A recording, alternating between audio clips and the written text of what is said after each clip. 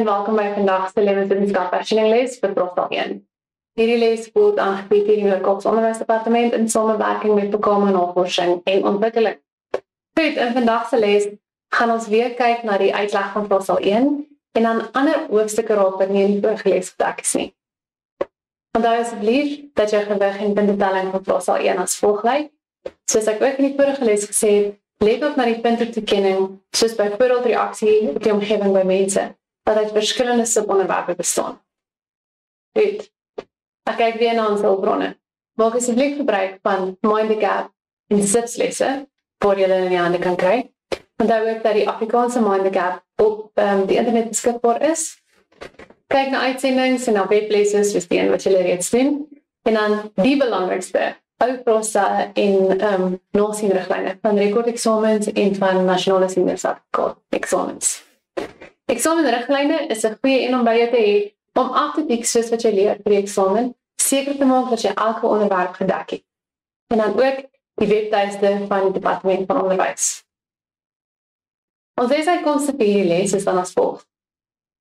Om die verskille in die voortplantingsstrategie van diere te kan identifiseer, om die verskillende dele van die brein te benoem, om te onderskei tussen sensories en motoriese neurone, en die toepassing van planthormone in eksperimenttipe vrae.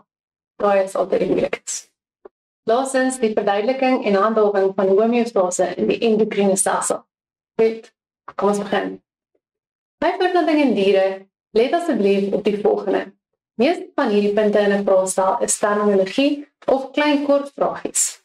Jy moet dus die verskil weet tussen inwendige en uitwendige bevrugting, tussen die voortplantingsstrategieë soos oviparie, viviparie en ovoviviparie. Die amniotiese eier is 'n belangrike komponent wat se byskripteë moet ken. Dan prekosiale en altriciële ontwikkeling, neelaastens voorsorg. Kom ons begin met bevrugting. Inwendige en uitwendige bevrugting kan as volg uitgesit word. By uitwendige bevrugting word water vir bevrugting benodig. Die gamete van hierdie organisme word in die water vrygestel. Die rede hiervoor is dat organismes wat uitwendig bevrug nie oor gespesialiseerde voortplantingsorgane beskik nie. Daarom word die sperma en die eierselle in die water vrygelaat. Baie gamete word op beslag vrygestel. Die rede hiervoor is dat baie van die gamete deur water meegesleep word of deur predatore gevreet word. Hoe meer gamete geproduseer word, hoe hoër is die sukses tot bevrugting. Dan by die vierde punt het ons 'n hoë sterftesyfer onder die kleintjies, omdat daar nie ouersorg betrokke is wanneer die kleintjies gebore word. Ons voorbeelde wat ons weet is visse en amfibieë. Inwendige bevrugting, dan het die teenoorgestelde. Geen water word benodig vir bevrugting nie, want die spermselle word direk in die wyfie se lyf geplaas. Onthou dan dat organismes wat inwendig bevrug gespesialiseerde voortplantingsorgane beskik om dit te kan doen. Minder gamete word op beslag vrygestel. As jy dink aan ons as mense, word ons slegs 1, soms 2, eierselletjies per maand uit 'n ovarium vrygestel. Baie minder. Daar is 'n lae sterftesyfer onder die kleintjies as gevolg van beskerming. Soogdiere se kleintjies groei in hulle maag, so dit word beskerm van temperatuuruiterste, die omgewing, predatore, meganiese beserings ensovoorts. Jou voorbeelde hier is dan voëls en reptiele en natuurlik soogdiere. In die prentjie aan die linkerkant kan jy waarneem dat salmeiers net gelê word op die bed, plak vas aan klippies, en dan hopelik as die mannetjie daar verby swem en sy sperma vrylaat word om bevrug. Aan die regterkant sien jy inwendige bevrugting deur voeltjies, wat die kans vir bevrugting verhoog. Nou by hierdie terme, embrioniese ontwikkeling. Kyk in 'n vraag asseblief na die bewoording. Wanneer daar gepraat word van embrioniese ontwikkeling, weet jy dat ons verwys na oviparie, viviparie ensovoorts. Laat jou vraag jou clue wees. Goed, by oviparie, inwendig of uitwendige bevrugting. Die ontwikkeling van die embrio is dan die buitekant van die wyfie se lyf. Hier kan ons dink aan 'n hoendereier. Hy word gelê en hy broei uit. Die dooier in die eier is die embrio se enigste voeding wat sy ontwikkeling kan steun. As ons gaan na oviviviparing toe, die bevrugting is inwendig en die ontwikkeling van die embrio is binne die baby se liggaam, alhoewel dit steeds in 'n eier plaasvind. Daar is dooier teenwoordig, so die kleintjies is onafhanklik van die moeder, hoewel hulle in die moeder se baarmoeder is. En dan as ons kyk na viviparing toe, ons het weer eens inwendige bevrugting. En dan het ons vir die eerste keer 'n naalstring, so die kleintjie ontvang voedingsstowwe direk vanaf die placenta, wat vanaf die moeder kom. Goed. Kom ons gaan kyk na die amniotiese eier.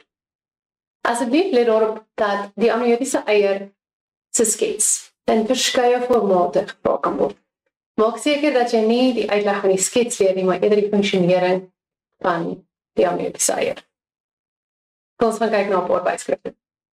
Eerstens, hierdie amniotiese eier 'n dop. Onthou, hy kan kalk of leeragtig wees, wat beskerming bied teen meganiese beserings, uitdroging en wat dan help met gaswitseling. Onthou, vir 'n embrio, daar respirasie. Dan die dooier of dan die eiergeel is daar met voedselreserwes vir die embrio, sodat hy kan groei en ontwikkel. Dan kry ons die struktuur bekend as die amnion. Nou die amnion is verantwoordelik vir die afskeiding van amniotiese vloeistof, wat as 'n skokabsorbeerder optree. Ook beskerm dit teen dehydrasie en temperatuurveranderinge. Dan het ons die allantoïs, wat stikstofafval versamel en help met gaswisseling. En laastens het ons die chorion, wat gaswisseling toelaat. Vergewis jy daar met hierdie byskrifte. Dan gaan ons kyk na die ontwikkelingsstrategie. Onthou asseblief dat die woord prekosiaal ook jong selfstandig of vroeg selfstandig kan wees. Prekosiale diere word gebore gereed om te lewe. So hierdie ouetjies gaan soos in die prentjie iets oop wees, met ons of hare bedek, kan vrylik rondbeweeg. So kyk net na daai karaktereienskappe wanneer jy jou identifisering maak. Goed. Liggaam is goed ontwikkel. Die oë is gewoonlik oop na geboorte. Hulle het dons of pels, klein bietjie pere. En hulle benodig nie regtig ouers sorg nie. Kleintjies kan gaga na geboorte begin rondbeweeg. En die hoeveelheid dooier in die eier is meer, omdat hierdie kleintjie tot so hoë vlak moet ontwikkel, meer voedingsstowwe. As ons daarin gaan kyk na altriciële ontwikkeling, het ons hierdie ou naakte meisies en voeltjies wat nie op hulle eie kan regkom. Kenmerke waarvoor jy hier moet kyk, is dan die liggaam is onderontwikkel, die oë is toe, na geboorte, daar is gewoonlik geen pels of dons nie, so hierdie organisme word naak gebore. Baie ouersorg is nodig. Die kleintjies het beperkte beweeglikheid. Soos jy weet, voeltjies wat sopas uitgebroei het, bly in daai nesie. Laastens, daar's 'n kleiner aantal dooier in die eier beskikbaar, onder die organisme nie ten volle ontwikkel is, wanneer hy uitbroei of gebore word nie. Kom ons gaan kyk na vraag 3.2. Vraag 3.2 gaan oor die voortplantingsstrategie van 3 verskillende marine spesies. Ek lees saam met jou. Die blauwvin tuna, die groot withaai en die bottelneusdolfyn is 3 akwatiese spesies wat in die Indiese Oseaan voorkom.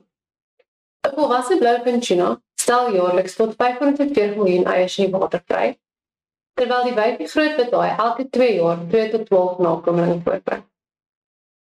'n Wyf bottelneusdolfyn, wat 'n soogdier is vivipari en bring elke 2 tot 3 jaar 1 nakomeling voor.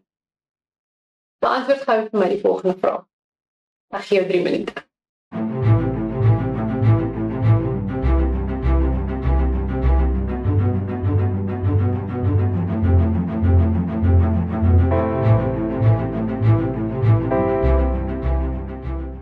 Goed, kom ons kyk na jou antwoorde. Vraag 1 het gevra, noem die soort bevrugting wat in bottelneusdolfyne plaasvind. Die antwoord daar is dan juist inwendige bevrugting. By 3.5.2 het die vraag verduidelik hoe 2 van die voortplantingsstrategieë van die groot withaai sy voortplanting sukses verhoog.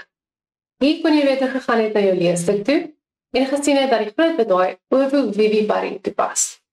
Die antwoord is dus as volg. Inwendige bevrugting verhoog die kanse van bevrugting, die 2 punte, en dan ovoviviparie bied beskerming vir die ontwikkelende embryo's, jou 4 punte. Die laaste vraag dan, vraag 3, verduidelik een rede hoekom die blouvinkie nog groot hoeveelhede eiers vrystel, en die antwoord is, om die kanse van bevrugting te verhoog. Ek het ook gesê, omdat eiers weens predatore verlore gaan of gevreet word, en dan omdat daar uitwendige bevrugting plaasvind. Kom ons kyk na die volgende vraag. Hier is jy 'n tabel gegee met die samestelling van die eierinhoud van verskillende voëlspesies. In so 'n vraag is dit belangrik om dadelik jou tabel te analiseer en te kyk na die verskille in voëlspesies 1, 2 en 3 se eierinhoud. Dit gaan vir jou leidrade gee oor hoe om jou vraag te beantwoord. Goed, tot ons, jy het 5 minute.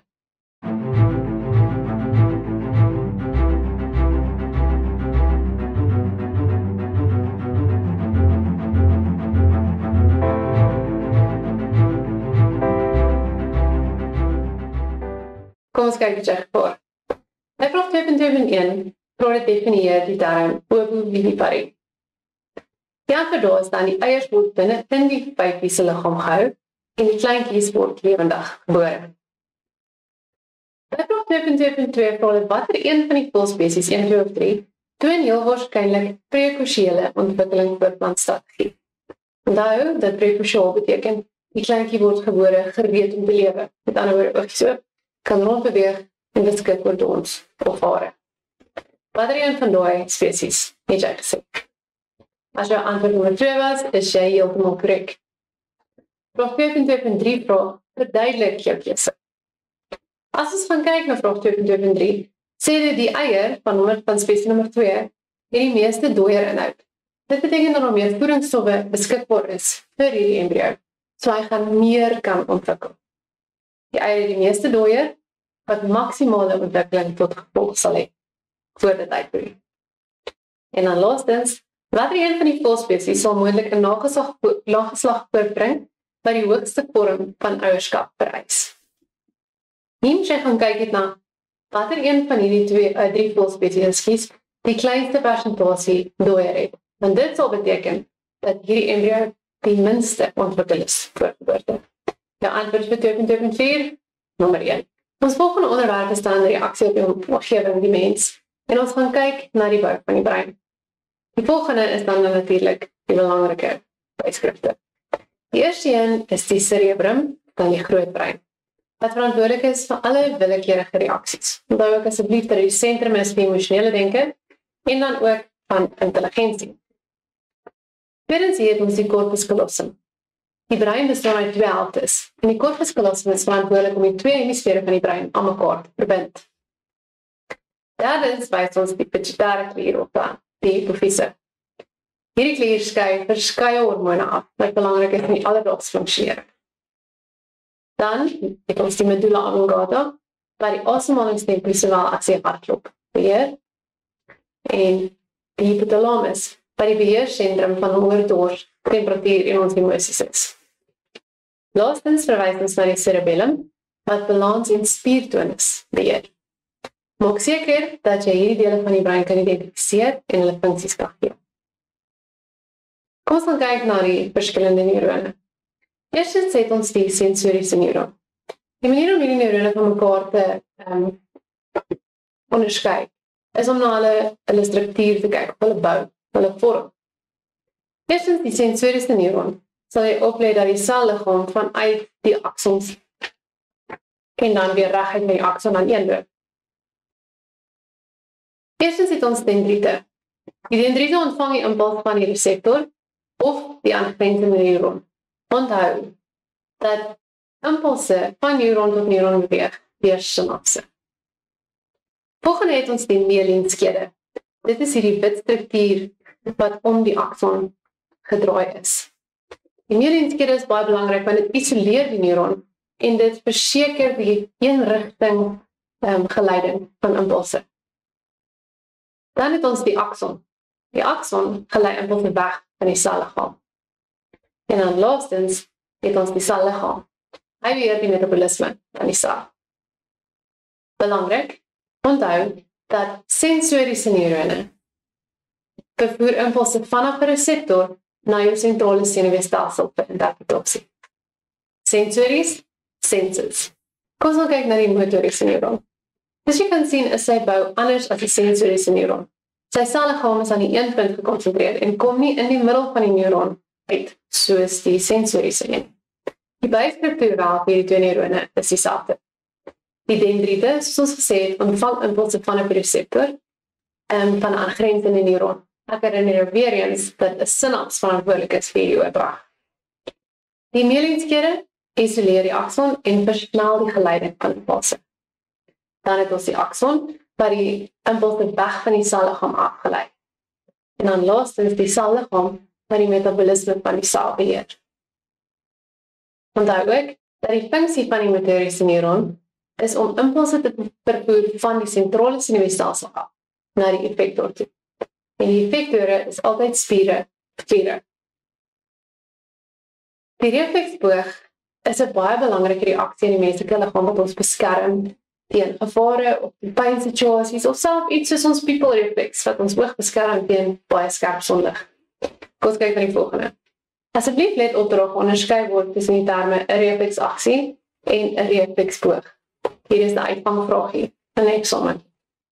Eerstens, 'n refleksaksie is 'n vinnige outomatiese reaksie op 'n prikkel, soos byvoorbeeld die knierukreaksie, of wanneer jou hand op 'n warm stoofplaat plaas.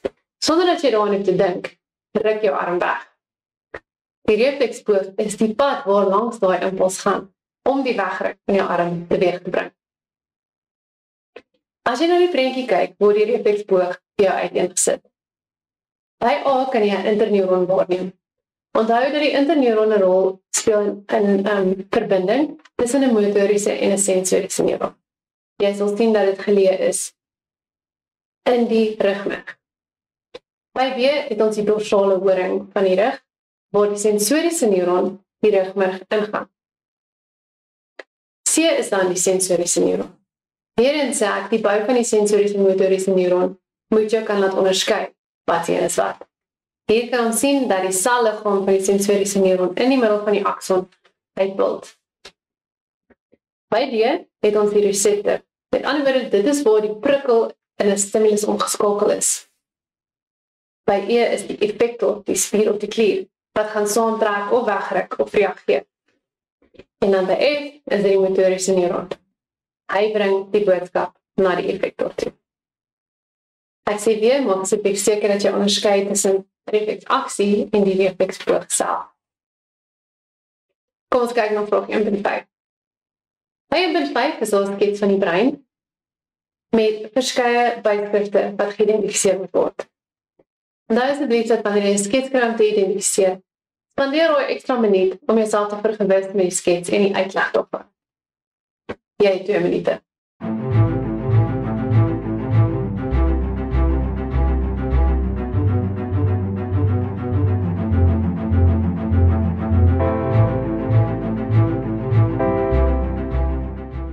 Kom ons kyk na jou antwoorde. Vraag 1.5.1 vra jou om die dele van die brein te identifiseer. A en dan C. A kan ons sien verwys na die rugmerg van die brein. En C na die gedeelte wat die twee hemisfere verbind, naamlik die corpus callosum. By 1.5.2 vra hulle, skryf die letters sowel as die naam. Asseblief let op hier in 'n vraagstelling. Ons is geneig om vinnig te lees en skryf slegs die letter neer en dan het jy sopas 3 punte. So by A vra hulle die sentrum vir interpretasie van smaak, wat dan sal wees die cerebrum, jou groot brein. By B vra hulle die deel waar die hartklop beheer, dit sal wees B, die medulla oblongata. En dan laastens, C vir motoriese koördinasie verantwoordelik is, onthou dit is nou jou balans en spiertonus, sal wees E, die cerebellum. Vraag 2.1 is nog 'n voorbeeld oor hoe senuweeselle of neurone gevra word in die eksamen. By 2.1 sê die volgende diagram stel 'n soort neuron wat die menslike liggaam aangetref word voor. Bestudeer vir my daai, gee jou 5 minute.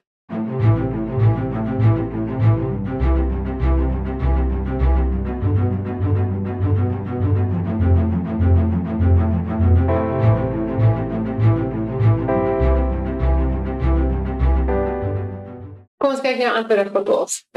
2.1 sê identifiseer die soort neuron wat getoon word. Dit sal dan natuurlik wees die motoriese neuron. By 2.1 vra dit gee die slegs die letters in volgorde van hoe die oordrag van 'n impuls sal gaan. Let op dat die vraag 2 punte tel. Dit is alhoewel 'n all or nothing vraag. Die volgorde is dan C, B, A. Soos jy kan sien, dit moet in die korrekte volgorde wees. Dan by vraag 3 sal jy sê dat impulse vinniger vervoer word in neuron 1 as in neuron 2 as gevolg van die aanwesigheid of teenwoordigheid van die myelienskede in neuron 1. By vraag 4 vra dit dan verduidelik waarom 'n persoon 'n prikkel sal voel, maar nie in staat sal wees om daarop te reageer indien slegs hierdie soort neuron beskadig is nie. Onthou asseblief dat die motoriese neuron die een is wat verantwoordelik is om die impuls van jou sentrale senuweestelsel na jou effektor toe moet gelei. Jou antwoord is as volg. Impulse vanaf die reseptor sal na die sentrale senuweestelsel vervoer word, maar die impulse sal nie die effektor bereik nie. Vraag 1.4 is dan 'n vraag wat handel oor die refleksboog of die refleksaksie. So in die diagram stel 'n moontlike pad voor, gevolg deur 'n impuls wanneer 'n persoon aan 'n warm plaat raak. Let mooi op wanneer jy met hierdie skets begin. As jy 'n skets van 'n refleksboog in vraestel kry, kyk na waar jou refleksboog begin en eindig, voor jy net aanneem dat dit van links na regs beweeg. Ek gee jou 5 minute.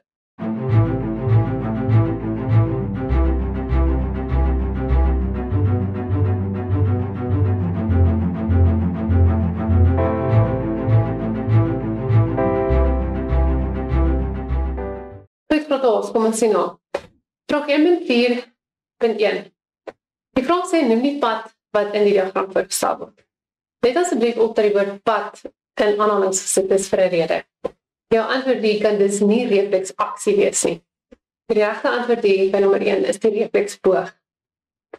Vraag 1.4.2 vra identifiseer die tipe neuron voorgestel deur B, C en E onderskeidelik. B is dan die motoriese neuron, C die interneuron en E die sensoriese neuron. Vraag 1.4.3 vraag jy slegs die letter, in die geval kan jy net die letter neerskryf van die deel wat die volgende voorstel. A die reseptor en E die effektor. So vir A is dit F en by B het jy opgeskryf. 1.4.4 vraag gee die letter en die naam van die volgende. Die gebied waar die impuls chemies vervoer word, sowel as die deel wat die isoleringsfunksie speel. In hierdie geval sal jou antwoorde wees D die sinaps en G die myelienskede. Ons volgende onderwerp is dan planthormone, waar ons gaan fokus op auksine as die hoofhormoon. Auksine word vervaardig in die groeipunte van stingels en wortels, as ook die apikale meristeme. Auksine kan die groei van 'n plant stimuleer of inhibeer, en die hooffunksies van auksine is dan as volg. Apikale dominansie. Auksine inhibeer die groei van sytakke wanneer 'n stingel opwaarts groei. Dis waarom ons soms bome in 'n driehoekige vorm sal kry, met meer groter sytakke aan die onderkant van die plant. Dan het ons ook groeiregulasie, soos fototropisme en geotropisme. Auksine het dan ook ander funksies, wat insluit selfverdeling, of dan mitose, ook die formasie van sywortels, wanneer 'n plant homself anker in die grond, ontwikkeling van blomme en vrugte, en dan ook die afsnoering van ryp vrugte en van blare. Die ander twee planthormone waarop jy moet kennis lê, is gibberelline, sowel as absisiensuur. Vir nou gaan ons slegs op auksine fokus. Auksine speel 'n baie groot rol in fototropisme. Fototropisme is die groeibeweging van 'n plant na 'n ligstimulus. In die prent voor jou kan jy sien dat auksine in die apikale punt van die stingel gekonsentreer is. Auksine alhoewel is sensitief vir lig en word vernietig in sonstraal. So wat sal gebeur wanneer 'n plant een rigting lig ontvang? Die volgende. As die lig slegs van hierdie een rigting afkom, beweeg die auksine-hormone na die skadukant van die plant, sodat dit nie vernietig word nie. Nou wat auksine doen is dit stimuleer selfverlenging. Omdat dit slegs aan hierdie kant van die plant geleë is, sal slegs hierdie kant se selle verleng. Die ander kant se selle sal op 'n normale tempo groei. En dit is wanneer jy die effek kry van die plant wat na die son toe buig. Hierdie is baie belangrik vir die toepassing van eksperimente van fototropisme in vraestelle. So die auksien-konsentrasie is hoog aan die skadukant, omdat die lig auksine vernietig. Soos ek gesê het, die hormone beweeg na die donkerkant van die son toe. Meer groei vind op daai donkerkant plaas, omdat auksine op daardie kant selfverlenging en selgroei stimuleer. By die stingel by lood B, gaan jy dan 'n buiging na die lig toe kry. En dit noem ons dan positiewe fototropisme. Hierdie aktiwiteit het te doen met 'n eksperiment wat uitgevoer is om die werking van auksine op lode te bepaal. So hulle raad jou in 'n graad 12 leerder ondersoek hoe saailinge op lig reageer. Sy het die volgende eksperiment opgestel. Lees asseblief deur die metode en dan gaan ons die vraag beantwoord. Sy het 2 lode gemerk, lood A en lood B gebruik. Beide van die lode moet van dieselfde spesieplant afkomstig wees. Belangrik om te onthou, jou geldigheid van die eksperiment word altyd in die vooraf metode genoem. Gebruik dit as klou wanneer jy vrae moet beantwoord. Sy bedek die punt van lood A met 'n stuk folie en sy bedek die kante van lood B met 'n stuk folie. Beide van die lode word aan een rigting lig blootgestel en aan die lampe van hierdie ligbron met dieselfde afstand van die lode geplaas word. Sy los hierdie selfs vir 2 weke en dan neem sy waar wat onderskeiding met lood A en lood B gebeur het. Met die prentjie in gedagte, ons beantwoord die vraag. Jy het 3 minute.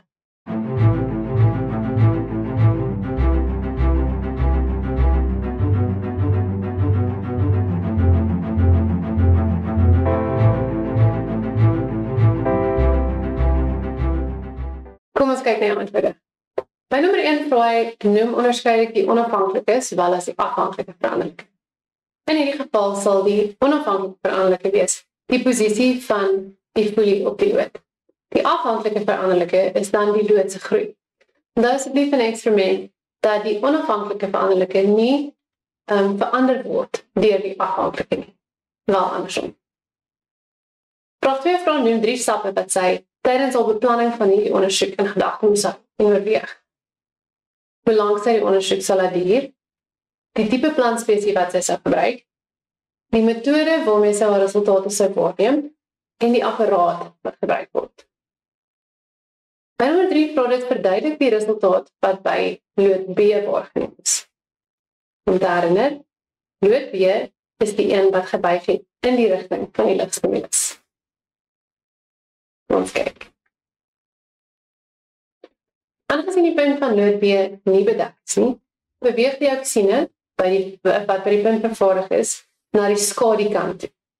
Weg van die son af van die sonlig vernietig die hormone.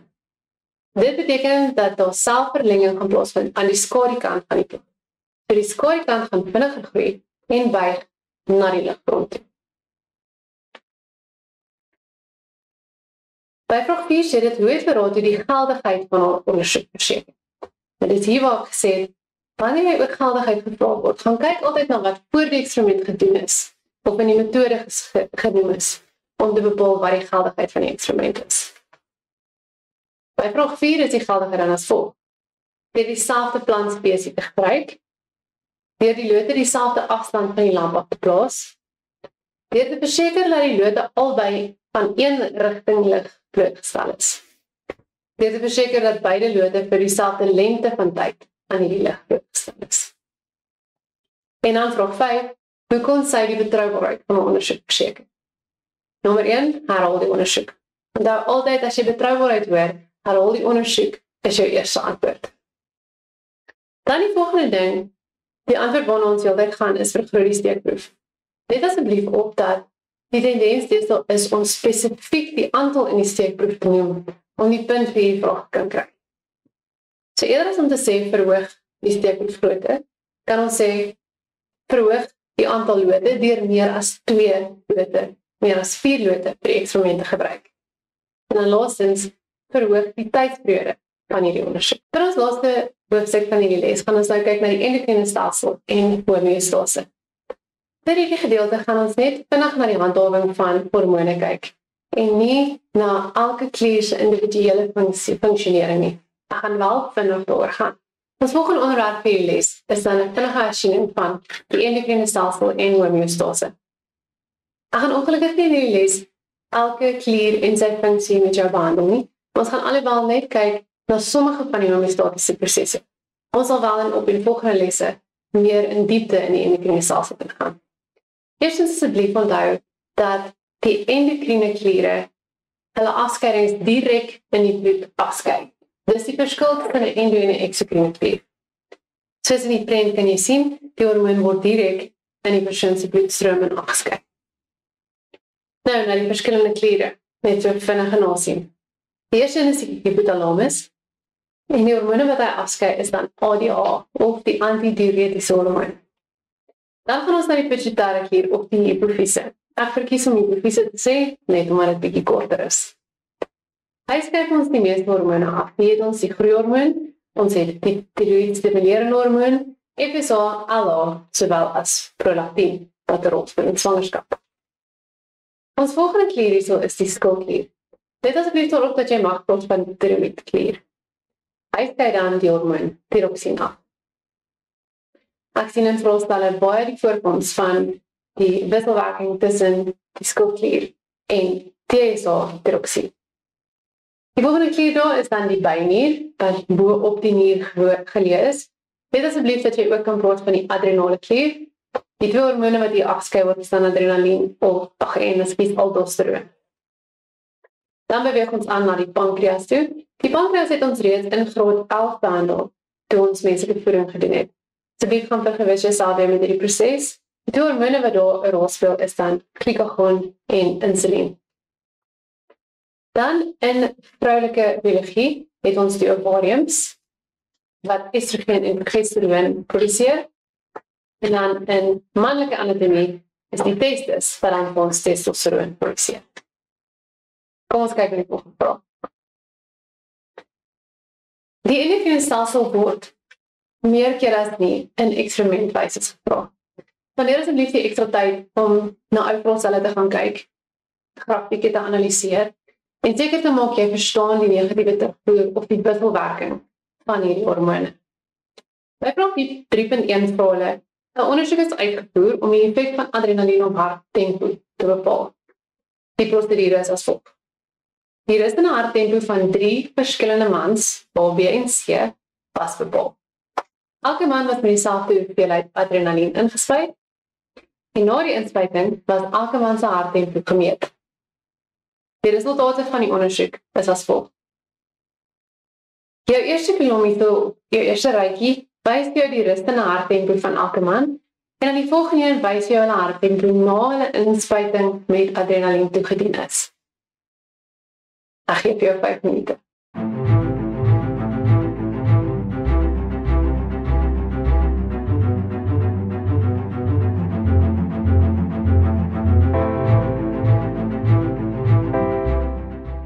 Goed, kom ons maak die antwoorde. Vraag 3.1.1. Skryf neer 'n moontlike ondersoekende vraag vir die ondersoek. Daai was 'n maklike een punt. Hoe sal adrenalien die hartklop beïnvloed? By 3.1.2 vra hulle identifiseer A die onafhanklike veranderlike en B die afhanklike veranderlike. So vir onafhanklik is dit adrenalien. Adrenalien word nie beïnvloed hoe vinnig of hoe stadig jou hartklop nie. Wel andersom. So jou afhanklik veranderlike hier is jou harttempo. Vraag 3.1.3 vra noem 2 maniere hoe die ondersoekers die geldigheid van hierdie ondersoek kon verhoog het. Nommer 3, alle deelnemers was mans. Dieselfde hoeveelheid adrenalien, verskoon die fout, is ingespuit. En die harttempo is gemeet op dieselfde tydsintervalle. Weereens, die geldigheid is iets wat jy voor die eksperiment doen, om seker te maak dat die eksperiment regverdig is. Nommer 4, wat dien as die kontrole vir hierdie ondersoek? In hierdie geval was dit die rustende harttempo. Nommer 5, Verduidelik hoe die effek van adrenalien die harttempo soos in die resultate 'n voordeel vir 'n persoon kan wees in 'n gevaarlike toestand. Ons almal weet, as ons groot skrik of skielik in 'n gevaarlike situasie is, dat ons krag het of kan hardloop of braaf is, soos nooit tevore nie. Ons kyk nie jou antwoord. Hoekom is dit so? Adrenalien verhoog jou harttempo, so jou hart klop vinniger. Dit beteken dat daar meer bloed na jou spiere toe gaan. Hoe diepte van asemhaling neem toe, sowel as die tempo, dit beteken dat daar meer suurstof beskikbaar is vir saarrespirasie. Jou spiere word voorsien van meer glikose, en dan die glikogeen word omgeskakel na glikose, sodat die persoon vinniger kan reageer in hierdie situasie. Ons volgende vraag 3.8 het te doen met homeostase, nie met die endokriene stelsel nie, maar dit gaan oor termoregulering. Die rede hoekom ek hom ingesit het is want ons sien soms bietjie oor termoregulering. Vraag 3.8 vra die grafiek hieronder toon 'n verandering in 'n persoon se liggaamstemperatuur oor 'n periode van 30 minute. Analiseer asseblief die grafiek en beantwoord dan die vraag wat volg. Nommer 1. Hoeveel het die temperatuur tydens die oefening verhoog? En vraag 2. Verduidelik die veranderinge in die liggaamstemperatuur tydens Pro-Rex. Jy, 2 minute.